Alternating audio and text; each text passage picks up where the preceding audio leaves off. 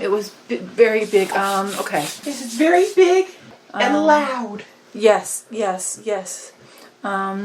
Divine. Oh my god. So many. Divine doesn't always translate easily. No. Okay, yeah. Divine, yes. Divine does not translate on humans, universal souls. Divine does not translate always easily into angelic realm. Do you Yes. Are you able to Barely. You are reorganizing something. That is, yes. Is it the reorganizing outside parameters of the different, how to reorganize? You might be creating pathways so they can get to the Anunnaki outside of creation. Hold on, I'm trying to speak, but the ums are okay. The is not. Hold on, just a moment, please. I'm going to try to slow it down. I'm going to try to slow it down so that I can speak. It is not. It's om.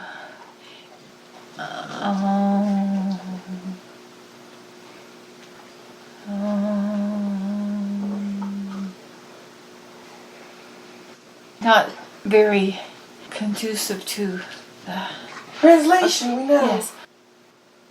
It is the mechanics. We will use the word mechanics.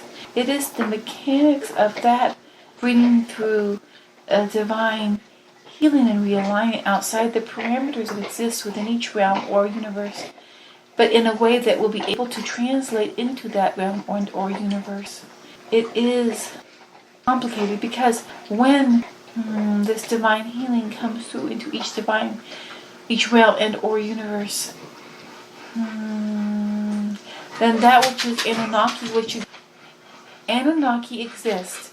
Therefore, they are within that which exists. When the divine realm moves through all that exists, we will not be constrained by the parameters that have been put up by the different realms and their edges. We will go with edges. Therefore, when we go through, we will not have to. It will be through anything and everything, the betweens, the outside, the inside, the around. If it exists, then it will be included in that which is going to be unfolding. Because that which is unfolding is going to be coming from the divine realm and it's going to be a divine healing. It is not going to be a healing within a realm or a universe or limited within parameters. There is a discussion as to, please do not be offended or scared or worried about what we are about to say, because this is what we are not going to do. But it is a discussion as to how to do this in a way that does not undo all that has been created. The Divine Mandala would still exist. All that has been created would still exist. For instance, I would say each angel and archangel would still exist. Each soul would still exist. But that which has been created by them and is there, we will use the term world or environment. We want to maintain that as long as that is within the divine. And there is no, people call it anti-divine existing there. We want to do this in a way that will not cause things to become unraveled.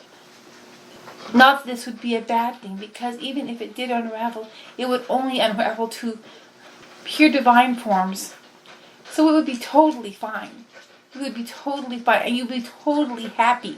But we are trying to maintain something of that which has been created and built.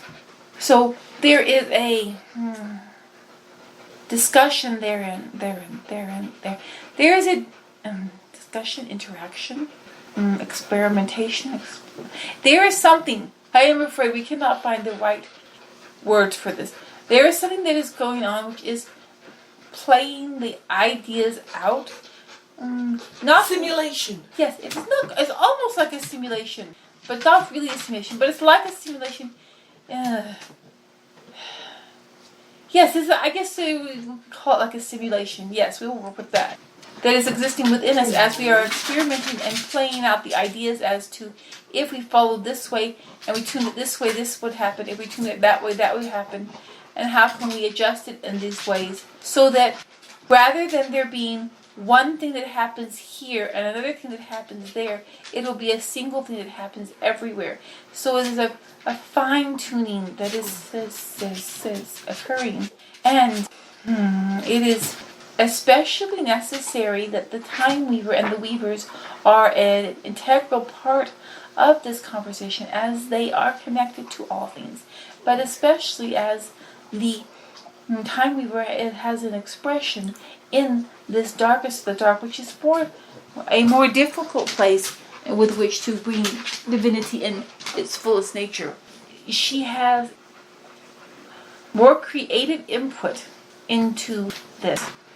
So, and as we have said before, that in the divine realm, we do not have this thing where first one person speaks and then another person speaks, and we take turns and there is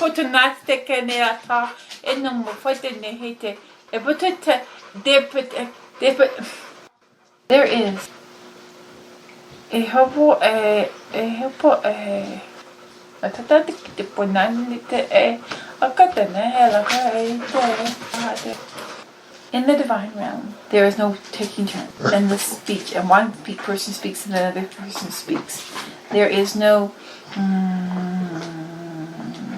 one idea is more important than the other, or you hear only one idea and then the other. It's all at once, confabulating. Sorry, we like that word, confabulating. That is a funny word. But it is all intertwining and intermixing and bubbling with each other. And that which is the time weaver has a special input into this. And so it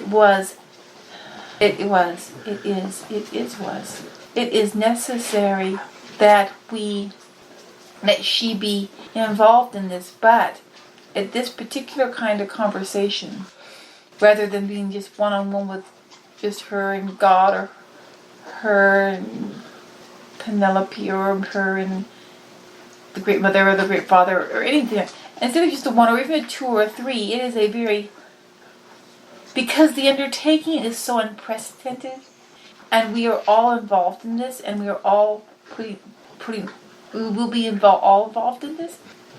There are many voices that are going, or thoughts that are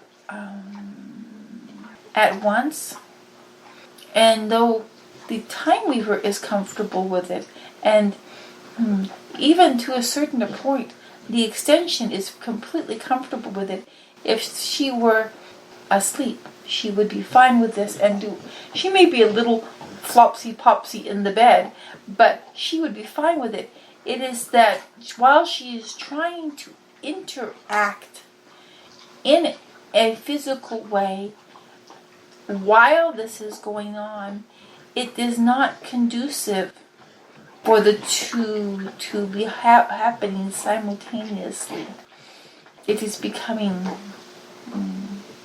too complicated, and the concepts that are distracting from that which is physical, so that when she tries to focus on a physical, other things are flying in and out that are not compatible. The that she was making is, as you have understood it there to be the and she was oming, but it was at a very fast pace, as she was trying to bring it more down to the physical. Just a second, she will be right back. Okay. That is what is going on here. We will work on the healing of the pace and the way and the time. That is beneficial for everything. It would be very good for her to be in a place that is, what do they call it? Sensory deprivation. Least amount of sights, sounds, smells, stimuli. A little bit less stuff so that she may be able to process this through. If we can put this into concepts you will understand, we'll bring them to you. Right now, this is going to be a little bit much for her in this processing and her concerns, and yes, this is what we will do. There is no need to be worried. There is nothing of concern either for herself or for your universe. You do not have to worry. This is all going along well. Do not worry.